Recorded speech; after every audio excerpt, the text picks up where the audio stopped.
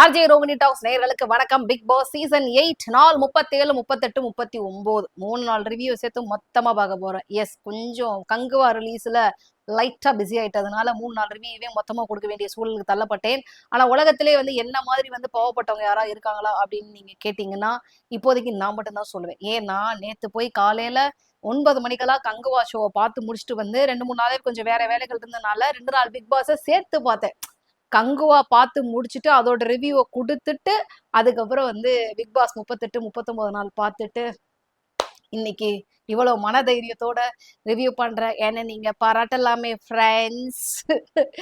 ஐயப்பா, ஆனா அங்கதான் டிஎஸ்பி அடிச்சு காது செவுல்லாம் கிழிச்சு விட்டாரு. சரி, இங்க வீட்டுக்கு வந்தாரு பார்த்தா 2 நாள் டாஸ்க்ல அநியாயத்துக்கு கத்து கத்து கத்துன்னு கத்தி ஒரு கட்டத்துக்கு மேல காது எனக்கே ஒரு பக்கம் டவுட் ஆயிடுச்சு. நம்ம காது இதுக்கப்புறம் கேட்குமா இல்ல கேட்காதா? ஏன்னா டிஎஸ்பி ஒரு பக்கம் மாதிரி கிளைம் பண்ணணும்னு நினைக்கிறேன். இந்த காது செவிடா போச்சுன்னா அவரை கேட்கணும், இந்த காது செவிடா போச்சுன்னா இந்த பிக் பாஸ் டீமை கேட்கணும் அப்படின்னு சொல்லிட்டு அந்த அளவுக்கு கத்து கத்து கத்து கத்துன்னு அந்த Bigg Boss residential school task ஆரம்பிச்சாங்க. எல்லாரும் நான் கேரக்டர்லயே இருக்கிறேன், அப்படி இருக்கிறேன், எப்படி இருக்கிறேன் அப்படின்னு சொல்லிட்டு காட்டுன்னு காட்டினாங்க. ஸோ அதுல பொறுத்த வரைக்கும் ஒவ்வொருத்தருடைய கேரக்டருமே பாத்தீங்கன்னா ரொம்ப நல்லா இருந்தது. பர்டிகுலரா மேனேஜ்மெண்ட், ஸ்கூல் மேனேஜ்மெண்ட்ல இருந்தாங்களா, அவங்களுடைய கேரக்டர் ரோல்ஸ் எல்லாத்தையும் ரொம்ப நீட்டா பண்ணியிருந்தாங்க. உதாரணத்துக்கு வைஸ் பிரின்சிபலா வந்த அருண், அதுக்கப்புறம் சேர்மனா இருந்த நம்ம வர்ஷினி, தமிழம்மாவாக இருந்த மஞ்சரி, சில இடங்கள்ல அதிகப்படியான வார்த்தைகளை எல்லாம் விட்டு அவங்க ஓவர்டு பண்ணாங்க. ஸோ அவங்க அதன் பிறகு ஸ்கூல் வாட்ச்மேனா இருந்த நம்ம சிவகுமார், பிடி மாஸ்டரா இருந்த ஜெஃப்ரி,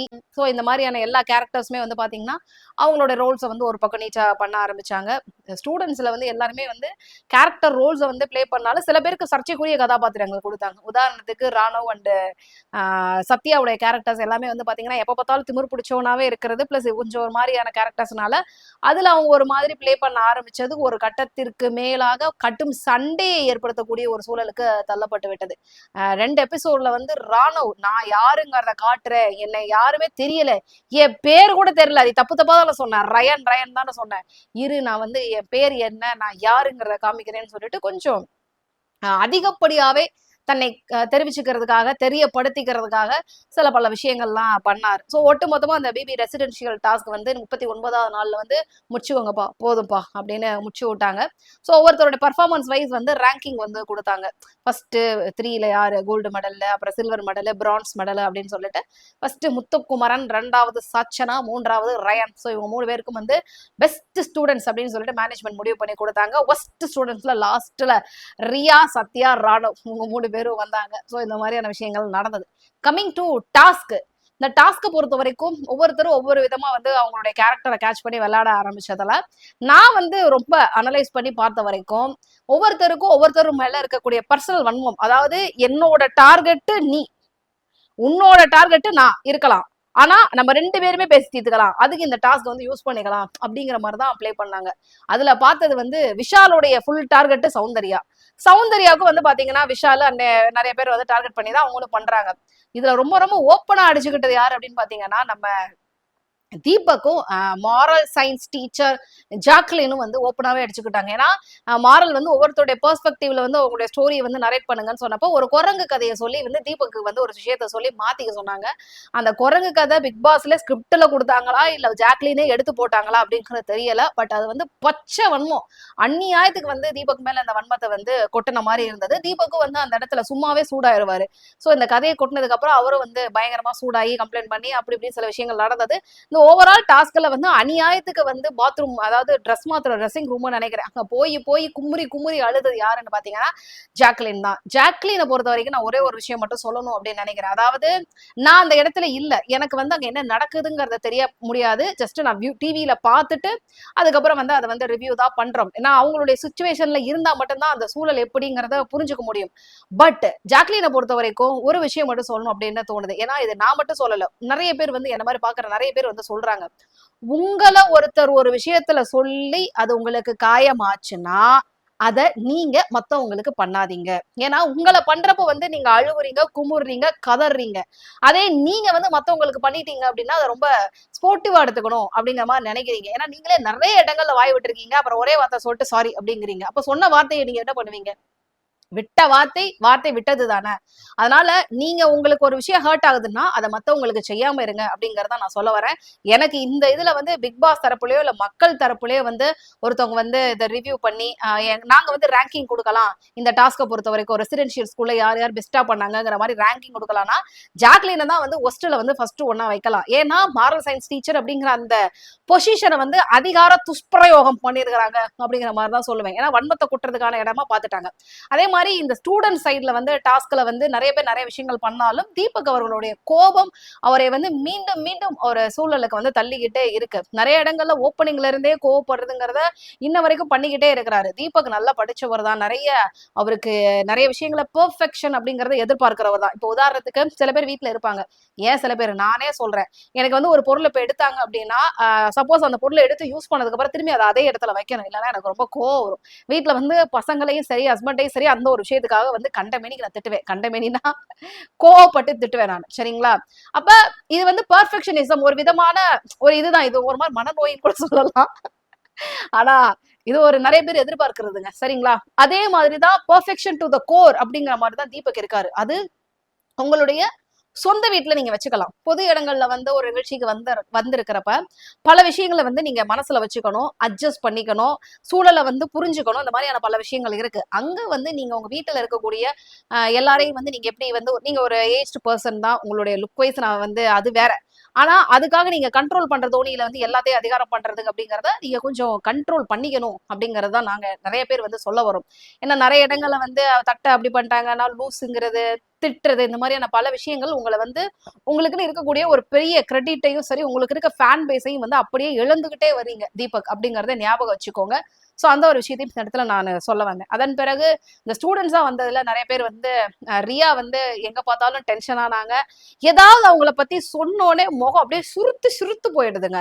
உங்களை பத்தின ஒப்பீனியன் பாசிட்டிவா சொல்றப்ப இப்படி இருக்கிறப்ப நெகட்டிவா சொல்றப்ப அதை நீங்க உங்களுக்கு பிடிக்குதோ பிடிக்கலையோ சொல்றவங்கள காது கொடுத்து கேட்கறது, அதுக்கு வந்து ஒரு ரியாக்ஷன் கொடுக்க வேணாம் அப்படிங்கறத லாஸ்ட் வீக்லயே வந்து உங்களுக்கு விஜய் சேதுபதி அவர்கள் அட்வைஸ் பண்ணாங்க. பட் உங்களை பத்தி நெகட்டிவா சில விஷயங்கள் சொல்றப்போ உங்களோட மூஞ்சி ரொம்ப இதாயிடுது. அப்பட்டமா அதை வெளியில காமிச்சிருங்க. அந்த ஒரு விஷயத்தை நீங்க கண்ட்ரோல் பண்ணணும், அந்த எமோஷனை கண்ட்ரோல் பண்ணணும் அப்படின்னு நினைக்கிறேன். ராணுவ் சோ நான் ஆல்ரெடி சொன்ன மாதிரி இந்த வாரம் நான் காட்டுன்னு காட்டுவேன்னு சொன்னாங்க. பட் சில இடங்கள்ல அது கண்டென்ட்டுக்கு டாஸ்க்கு தேவைப்பட்ட ஒன்றாக இருந்தது. பல நேரங்கள்ல வந்து அவரும் தன்னை பர்சனலா இந்த டீம் வந்து எப்படி பாக்குறாங்க அப்படிங்கறத வெளிப்படுத்தக்கூடிய வன்மமா பயன்படுத்திக்கிட்டாரோ அப்படிங்கிற மாதிரி ஒரு விஷயம் இருந்தது. நிறைய இடங்கள்ல வந்து எப்பா சாமி விட்டுருங்கடா அப்படிங்கிற மாதிரி இருந்தது. சத்யாவும் கேரக்டரா பண்ணாரு. பட் அந்த கேரக்டரை வந்து ஒரு சில பேர் வந்து இந்த 5 ரூபாய்க்கு நடிக்க சொன்னா 50 ரூபாய்க்கு நடிப்பாங்கல்ல, அந்த மாதிரி கொஞ்சம் லைட்டா பண்ண சொன்னா வந்து பெருசா பண்ணி விட்டு போயிட்டாங்க. அதன் பிறகு சௌந்தர்யா சம்பந்தமே இல்லாம உள்ள நுழைஞ்சு கத்தி உள்ள நினைஞ்சு லவ் பண்ண தப்ப அப்படி அப்படின்னு சொல்லிட்டு ப்ரோமோ கண்டென்ட் மட்டும் தான் கொடுத்தாங்க. அதை நல்லா நோட் பண்ணுங்க.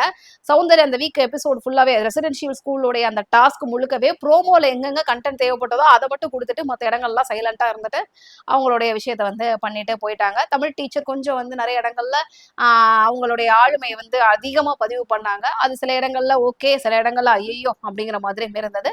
பெஸ்ட் ஸ்டூடெண்ட் அப்படிங்கிற அளவுக்கு முத்துக்குமரன் பண்ணதுக்கு ஓகேவா அப்படிங்கிறதுல ஒரு பெரிய கேள்விக்குறி இருக்குது. ஏன்னா எந்த ஸ்கூல்ல உட்காந்து இந்த டீச்சர்கள் இப்படி பிஹேவ் பண்றதெல்லாம் வந்து கேட்கணும் அப்படின்னு சொல்லிட்டு மாணவர்கள் உட்காந்து போராட்டம் பண்றாங்க, எதுக்கெடுத்தாலும் தட்டி கேட்கணும்னு நினைக்கிறாங்க, இப்படி வச்சு பேசுறாங்க அப்படின்லாம் தெரியல. வீடியோ பாக்குற நிறைய பேர் 90s கிட்ஸ் 80s கிட்ஸா இருக்கிறதுக்கு வாய்ப்பு இருக்கு. நம்மளெல்லாம் ஏதாவது லேட்டா வந்தாலோ இல்ல லாஸ்ட் பெஞ்சில் உட்காந்து ஏதாவது சேட்டை பண்ணாலோ ஸ்கூல்ல வந்து பண்ணக்கூடாத ஆக்டிவிட்டிஸ் எது பண்ணாலும் செவுத்தோடு நிக்க வச்சு பெரம்பு எடுத்துட்டு பின்னாடி வச்சு வெளுன்னு வெளுத்து விடுவாங்க.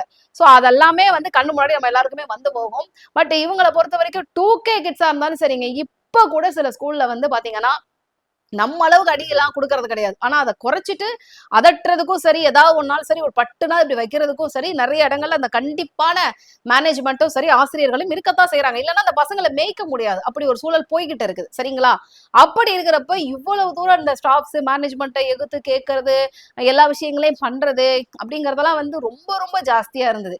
இதுல என்னன்னா சுவாரஸ்யமான விஷயம் அப்படிங்கறத பாத்தீங்க அப்படின்னா அதுல ரொம்ப ரொம்ப பார்ட் கம்மி. பிக் பாஸே வந்து சில கேரக்டர்ஸா டிசைன் பண்ணி கொடுத்துட்டாரு அந்த மேனேஜ்மெண்ட் சைடு. அது இல்லாம ஸ்கூல்ல வந்து ஸ்டூடெண்ட்ஸா இருக்கிறதுல சில கேரக்டர்ஸ் பண்ணாங்க. அந்த கேரக்டருக்கு வந்து ஜட்மெண்ட் வந்து ஜஸ்டிஸ் பண்ணது யார் அப்படின்னு பாத்தீங்கன்னா வெரி வெரி ஃபியூ அப்படிங்கிற மாதிரி தான் சொல்ல முடியும். ஓனா கேரக்டர் எடுத்த யாருமே ஒரு இப்போ ஒரு பெரிய ஒரு நல்ல இதுவான கேரக்டரா பண்ணலன்னு தோணணும். ஏன்னா இப்ப நான் சொன்னதுக்கு அப்புறம் உங்களுக்கு கூட நிறைய விஷயங்கள் தோணலாம். நீங்க ஸ்கூல்ல என்ன மாதிரியான கேரக்டர்ஸ் எல்லாம் பார்த்திருப்பீங்க? விதவிதமான ஆட்கள் இருப்பாங்க. அதை ஒவ்வொருத்தரும் ரெப்ளிகேட் பண்ணிருக்கலாம். உதாரணத்துக்கு இந்த கடைசி பெஞ்ச்ல உட்காந்துட்டு லஞ்ச் டைம் முன்னாடியே வந்து சாப்பாடு பாக்ஸ் எல்லாம் ஓபன் பண்ணுவாங்க, குனிஞ்சு உட்காந்து சாப்பிடுவாங்க. அதன் பிறகு வந்து இன்னொரு இன்ட்ரெஸ்டிங்கான கேரக்டர் இருக்கு. எதுக்கு எடுத்தாலும் டவுட் கேட்டுட்டே ஒரு கேரக்டர் இருக்கும். எனக்கு தெரிஞ்ச ஒரு ஃப்ரெண்ட் இருக்கான். என்னாலும் டவுட் எந்திரிச்சு வந்துருச்சு. அந்த என் ஃப்ரெண்ட் அருண் நினைக்கிறேன், நினைக்கல, அருண். வந்து பயோடெக்ல நாங்க எல்லாரும் ஒண்ணா படிச்சப்ப மிஸ் நடத்தி முடிச்சு அடுத்த செகண்ட் வந்து மேம் ஒரு டவுட்னுவாங்க. அவன் டவுட் கேட்க ஆரம்பிச்சாலே எங்களுடைய ஸ்டாஃப்ஸ் எல்லாம் அலறிடுவாங்க. ஐயோ ஏதாவது உஷாரா கேட்பானே, நம்ம பதில் சொல்லணுமே அப்படின்ட்டு. நிறைய இடங்கள்ல வந்து ஸ்டாஃப்ஸ் வந்து உன்னோட டவுட்டை வந்து நாளைக்கு நான் ரெஃபர் பண்ணிட்டு வந்து சொல்றேங்கிற அளவுக்கு அவனுடைய டவுட்ஸ் வந்து இருக்கும். ஸோ அந்த அளவுக்கு வந்து கேள்வி கேட்டுட்டே இருக்கக்கூடிய ஒரு கேரக்டர் வந்து இருக்கும். டவுட்ஸை வந்து கேட்டுக்கிட்டே இருக்கு. அந்த ஸ்டாஃப்ஸ் எல்லாம் திணற விடக்கூடிய ஒரு கேரக்டர் இருக்கும். அதுக்கப்புறம் வந்து பாத்தீங்கன்னா டே ட்ரீமிங்லேயே இருக்கக்கூடிய கேரக்டர்ஸ் இருக்கும். நிறைய பேர் வந்து பிசிக்கலி பிரசன்ட் மென்டலி ஆப்சென்ட் அப்படின்னு சொல்லுவாங்க. அந்த மாதிரி டே ட்ரீமிங்லேயே இருக்கக்கூடிய கேரக்டர்ஸ் இருக்கும். இந்த மாதிரி இவங்க எல்லாருமே வந்து ஸ்கூல் லைஃப் கிராஸ் பண்ணிட்டு வந்தவங்க தான். யாருமே வந்து படிக்காதவங்க கிடையாது. அப்படி இருக்கிறப்ப அந்த மாதிரியான ரொம்ப இன்ட்ரெஸ்டிங்கான கேரக்டர்ஸ் எல்லாம் எடுத்துட்டு வந்து இந்த கேமை இன்னும் கொஞ்சம் சுவாரஸ்யப்படுத்தி இருக்கலாமோ அப்படின்னு தோணுச்சு. 2 நாள் இவங்க கத்துல காது செவு கிழிஞ்சு போனதுதான் ரொம்ப இதாயிடுச்சு. எனக்கு ஒரு கட்டத்துக்கு மேல வந்து ஏன்டா என்னடா இவ்வளவு கத்துறீங்க அப்படிங்கிற மாதிரி ஒரு மென்டாலிட்டியை கொடுத்துருச்சு. அதுதான் பெரும்பாலான வியூவர்ஸுக்கும் அப்படி ஒரு ஒப்பீனியன் கொடுத்ததுக்கு காரணமாவும் அமைஞ்சிருச்சு. ஸோ இந்த 37, 38, 39 3 நாளை பொறுத்த வரைக்கும் Bigg Boss residential school task என்ற பெயரில் இவர்கள் அடித்த அராஜகங்கள் மட்டும் தான் நிறைவேறியது. ஒரு வழியா அந்த டாஸ்க முடிச்சு விட்டாங்க. அப்புறமும் அந்த கேரக்டர்ல இருந்து எல்லாரும் வெளியில வந்துட்டு இன்னைக்கு ஃப்ரைடே டாஸ்க்ல வந்து ஒரு விஷயம் நடந்ததா வந்து கேள்விப்பட்டேன். என்னன்னா நாமினேஷன் ஃப்ரீ பாஸை வந்து தீபக் அவர்கள் வந்து ஆண்கள் டீம் வின் பண்ணி தீபக்கை வந்து சேவ் பண்ணிருக்கிறதா ஒரு தகவலும் வந்து கிடைச்சிருக்கு. இதன் மூலமாக இந்த வார எவிக்ஷன்ல இருந்து தீபக் சேவ் பண்ணப்பட்டார். ஆண்கள் அணியில இருந்து பெஸ்ட் பர்ஃபார்மரா வந்து 4 பேர் சூஸ் பண்ணிருக்காங்களா. அதுல வந்து ஒருத்தர் முத்துக்குமரன், இன்னொருத்தர் வந்து விஷால், சோ இவங்க அதுக்கப்புறம் ராணவ், அதுக்கப்புறம் இன்னொரு ஃபீமேல் வந்து இன்னொருத்தர் 4 பேரை வந்து பெஸ்ட் பர்ஃபார்மர்ல வந்து சூஸ் பண்ணியிருக்காங்க. அடுத்த வாரம் வந்து தலைவனா தலைவி போட்டிக்கு வந்து இது பண்றதுக்கு அதை வேற பண்ணியிருக்காங்க. இந்த மாதிரியான பல விஷயங்கள் இன்னைக்கு ஃப்ரைடே எபிசோட்ல நடந்திருக்கு. அதெல்லாம் நான் வந்து முன்கூட்டியே உங்களுக்கு அப்டேட் பண்ணிட்டேன். நைட்டு என்ன நடக்குது அப்படிங்கிற கூத்தெல்லாம் வந்து நாளைக்கு பார்த்துக்கலாம். சாட்டர்டே சண்டே எபிசோட் வந்து தீயாக இருக்குமா, எப்படி இருக்கும் அப்படிங்கறத எல்லாத்தையும் வீக்கெண்ட் எபிசோட்ல நம்ம பார்த்து தெரிஞ்சுக்கலாம். Until then bye from RJ Rohini. மறக்காம சேனலை லைக் பண்ணுங்க, ஷேர் பண்ணுங்க, சப்ஸ்கிரைப் பண்ணுங்க, சப்போர்ட் பண்ணுங்க.